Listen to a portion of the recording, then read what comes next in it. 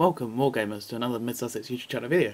I'm Chris, and today I'm doing a Build Me an Army Worthy Of, and this time it's Moria / Goblin Town, so I think goblins all round.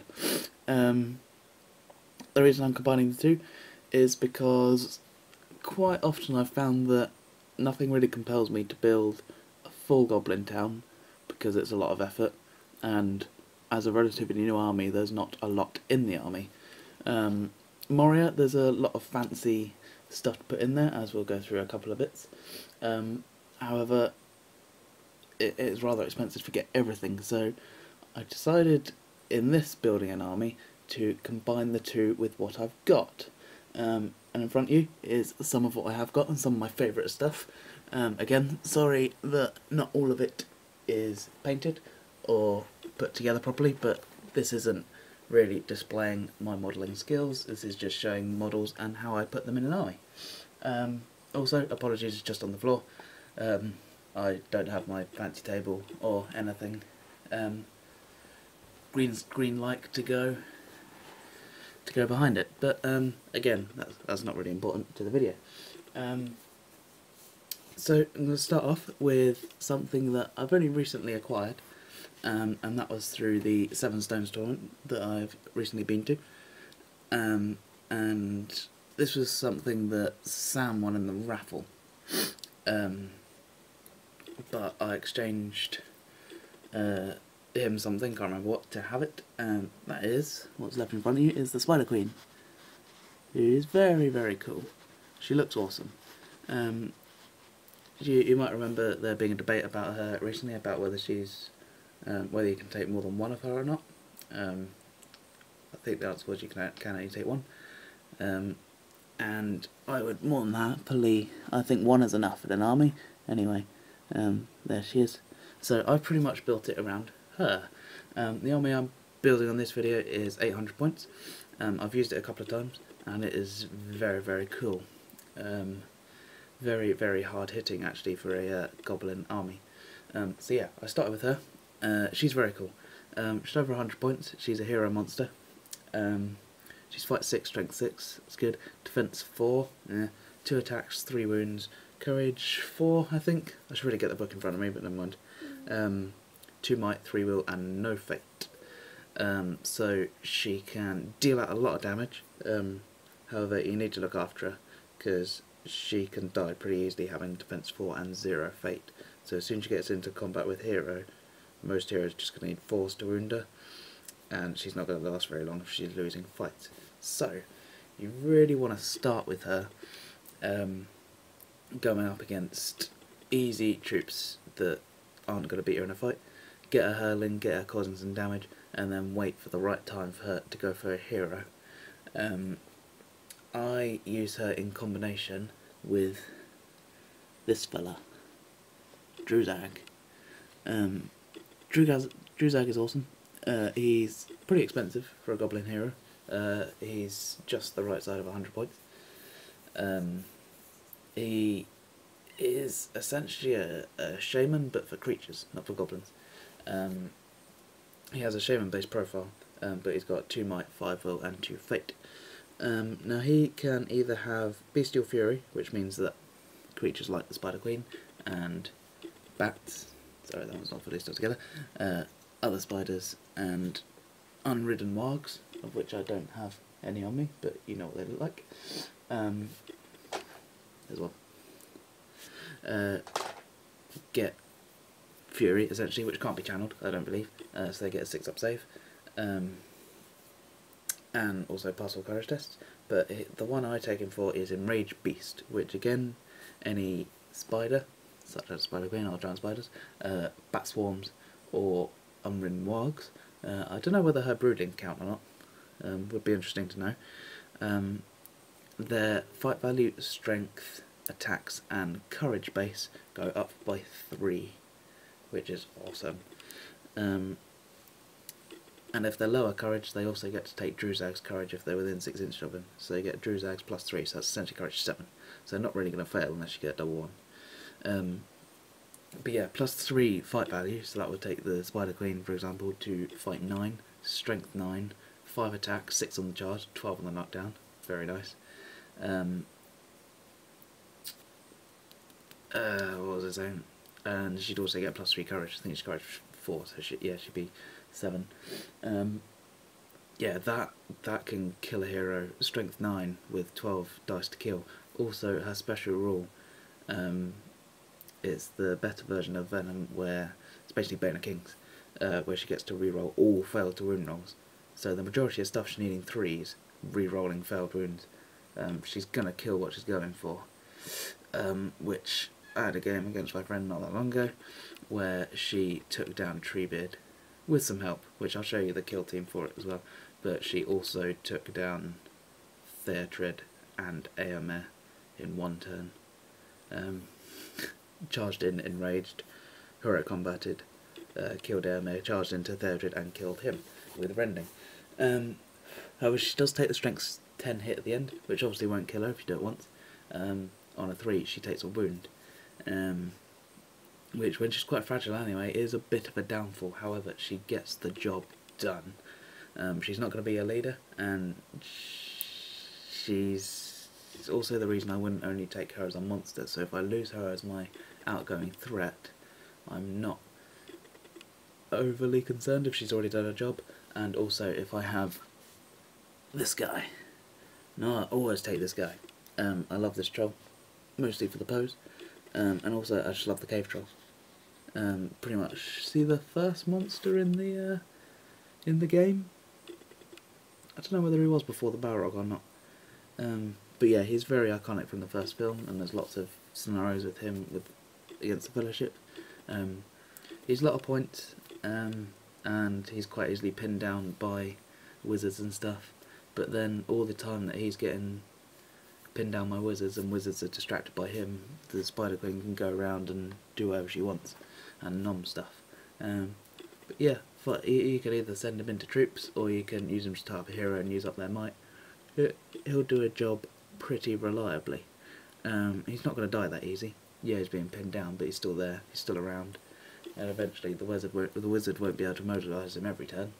So eventually, when he does get free, he will probably do some damage. Just basic monster, really. So I'd always include him. I really like the cave troll. So yeah, that's those 3 for my heroes. I may also consider including, I haven't in this 800 point list, but he's always there at the forefront, is Derburs. I like Derburs. He's a fight 4 goblin, which is cool. He's strength 4 actually, which is very good. Defense 6, 2 attacks, 2 wounds, courage 4, very nice. 3 might, 2 will, and 2 or 3 fate, which is very, very good for a goblin hero. And he's got a 12-inch standfast, which combined with fury, I don't actually have a shaman on me. I'll explain why in a minute. But if you do combine him with fury, so if you've got, say, shaman here and Derburs 6 inches away, he can then go 12 inches further than that ring, making all goblins pass courage tests, which on courage 2 goblins is an excellent way of keeping them together. So yeah, he'd be a good include. Now, the reason I don't have a shaman, and I'm sure the first thing that everyone else puts in a goblin army, whether it's Goblin Town or Moria, is a goblin shaman, or 2, or 3 as I've sometimes seen. Because they're a very good way of giving basically goblins fate rolls, and if you've got a lot of them, you're going to be passing a lot of fate rolls, and also they have very low courage, so if they're auto-passing courage tests to stay on the board and to charge, then they're going to be doing very well indeed. There's not going to be very many going anywhere. However, whenever a shaman is placed down on the board, not necessarily in a pure Moria list, but if it's combined with Goblin Town, there are immediate reservations from your opponent as it's another goblin horde with shamans. I want to remove that when I put it down. I want people to look at it and go, oh, that's a lot of monsters. Oh, no shamans. Very cool. And that immediately makes for a better game, because that one sort of immediate reservation of, shamans, and then if one thing goes wrong, it then dominoes into perhaps not having a very fun game. Not always, of course, other players will just go, yeah, goblins with shaman, but again, it's not a positive reaction, so immediately people see my goblin army and are quite happy not to see a shaming, because it's a bit of a change. But yeah, so that's a couple of the heroes I would include for the Moria side. Onto the basic troops, which you'd already include some, are the Goblin Warriors. Pretty basic. The first evil troop in the game. You can have them either with shield, with spear, or with bow. I pretty much never take them with bow. They are awful at shooting. They have awful shoot value, awful strength, awful range. I just wouldn't bother. I just get into combat, use as many for fighting as possible. Now in this particular 800 point list, with the warband I've gone with already, obviously Spider Queen's a independent, so she's by herself. She does get her broodlings, which she pops out, which actually, going back to, is actually very, very cool.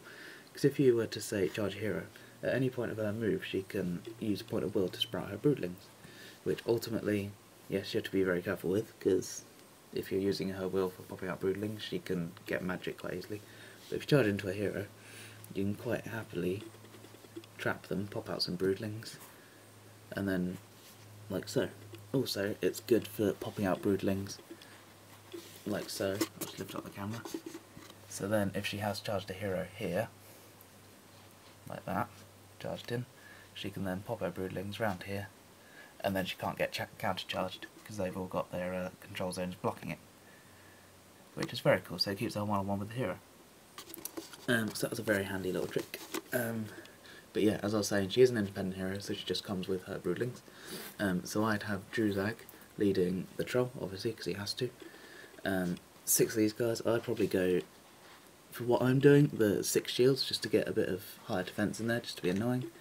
And then I go on to the fun stuff. So I'd have a bat. I won't go the full Kieran Street Soundpage tactic of having 7 of these bad boys, but 1 will do me. You keep it in reserve until the right moment and combine it either with the troll, and the great combo with that is if you were to charge a troll into an enemy hero, the enemy hero would heroic strike 9 times out of 10 to beat the troll on fight value and probably beat it in the fight and maybe do some wounds. However, the bat halves the fight value of any enemy model it is in combat with. So if you charge into a hero, even if it is, doesn't matter what fight value it is, because it's done afterwards, so even if that hero was fight 6, heroic struck up to fight 10, it would then get halved back down to fight 5, which is lower than the troll. So you'd then be winning on fight value. The bat, also remember, can be enraged, so then all of a sudden your bat is strength 5 with 5 attacks. So that's good. So don't send him in too early, make sure he's not too far behind enemy lines that he can't get countercharge trapped and killed and then his special rule is nulled, because he has quite a few points for one model, for one troop, essentially. So yeah, keep him at the back, wait for the right moment, don't commit too far over the line, because it's very tempting with him having fly to fly him too far forward, and then you're in trouble, so you've got to think a turn ahead with him. He does have 4 wounds however, so he's not going to go down that easy. I'd also include 2 of these. Giant spiders. They can also be enraged, but they're very good because they are fight 4 and strength 5. They've also got 2 attacks and 2 wounds. They are defense 3, so they're quite easy to kill, but the 2 wounds is helpful against 1 attack troops. Meaning if they lose the fight once, they're not going to die. But yeah, strength 5 reroll 1s to wound as well. More often than not, they're going to kill stuff. So they're fun little... People I've noticed the few games I've used in tend to overcommit on these guys because they are quite scary, or they try and ignore them altogether. And these guys can usually do a job pretty well. And then the last thing I'd add into the warband, so I've gone for Druzag leading 6 of these guys, the troll, a bat and 2 spiders, so that's 1, 2, 3, 4, 5, 6, 7, 8, 9, 10 members of his warband full. I'd then go for what I'm in the middle of converting and painting, is a Warg Marauder. There. the pick is unintentional. I did not realise till afterwards. I would probably change it or not use it because that's horrible. I wouldn't even need it actually, to be honest. But yeah, and then I'm halfway through doing another one there. So I've sort of combined the Goblin Town Goblin and the Moria Goblins to, as I'll show you later, blend in the two armies to show their allegiance. Warg Marauders, everyone knows about them. They're horrible. They shouldn't really be in the game, but they are really, really fun to use. They cause terror because there are 3 non-terrifying things on top of 1 terrifying thing, and apparently that makes it terrifying. Only fight 3, that's their downfall, but they are strength 4, 3 attacks, obviously 4 on the charge, 8 on the knockdown, at strength 4, which is good. Defense 5 and has 3 wounds. It can't be dismounted in any way, it is just 1 unit, and it can shoot twice even when it's in combat. So it's pretty nasty, and you keep them behind the lines until the lines clash, and then they basically wrap around the flanks and eat anything in their way, and they will. So yeah, they're pretty nasty. So that would be my warband of 12. Druzag, 6 goblins with shield, 2 giant spiders, a bat, 2 marauders, and the cave troll. And then I'd have the spider queen and the broodlings, and that would be my Moria contingent. And that's about, what, 450 points? Something like that. And then my remaining 350, to make up my 850 point force, would be one of my favourite characters in the Hobbit films, the Goblin King. Now the Goblin King is incredibly frustrating to play against, but incredibly hilarious to play with. He is a hero monster as well, so I've already got 3 monsters in this game, or in this army, and a lot of support crew. The Goblin King is fight 6, strength 5 or 6? Can't actually remember off the top of my head, but he's defense 5, 3 attacks, 3 wounds, only courage 4, 3 might 2 or 1 fate. The 1 fate might be an issue, but and the defense 5, but he has blubbery mass, so anything that isn't sting, orcris, glamdring or a magical power that wounds him, he saves on a 3+, and then he can use a fate roll on top of that as well if he fails those. And he can usually take about 15 wounds in the game and still be fine.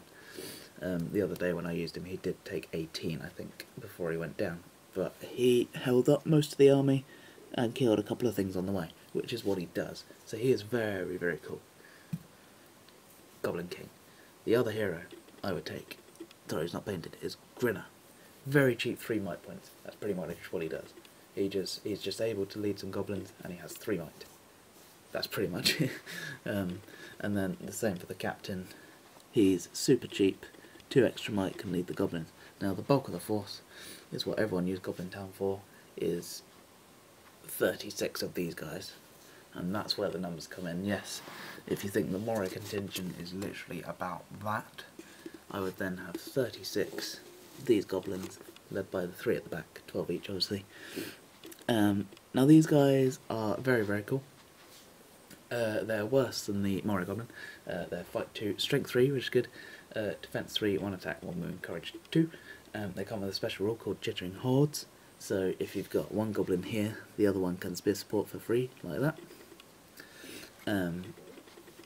And they're so rubbish at fighting, and the defense is so low, that even if they have a sword like this guy, you may as well faint, because you're probably lower fight value, or a pick like this guy, you might as well piercing strike, because you have a rubbish defense anyway.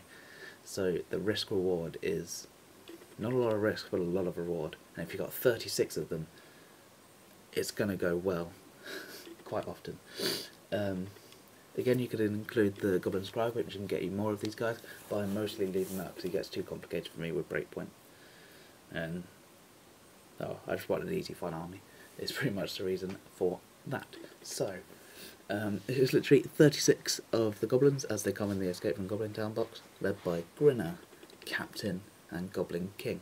Now they pretty much make up the bulk of my force. They will sit in the middle, a lot of them, run at the enemy and then hope they do some damage. Because there's a lot of them, they're going to kill some stuff. And the Goblin King will just be in the middle, scythe his way through, and then Grinner have his might points in the middle, calling heroic moves when he needs to, or whatever. And then, something I've done quite successfully, multiple occasions, is having a kill team of the Spider Queen, Druzag, who enrages her, combine that with the Bat Swarm, who can halve the fight value of the thing the Spider Queen is fighting, and then the Troll just for an extra rend and the trap if you should need it. That is an incredible kill team. And then to pop the Broodlings as well, just to keep any enemies from pulling my characters off, and also the Warg Marauder has very fast movement with the spiders to run around and tag anything they need to stop counter charges, so they can take down any hero as they please. And if I were to combine that with a Wraith, which I probably would in 1,000 points, that would be incredible. So that's pretty much my 800 point Goblin army, which I'm still in the process of painting up and finishing. I'm sure I'll post a photo or video at some point of the complete project, which I can't wait to get done. So yeah, thanks for watching. Don't forget to comment, like, share, subscribe. Comment below what army you'd like to see next. Follow our blog, like us on Facebook, and thanks for watching.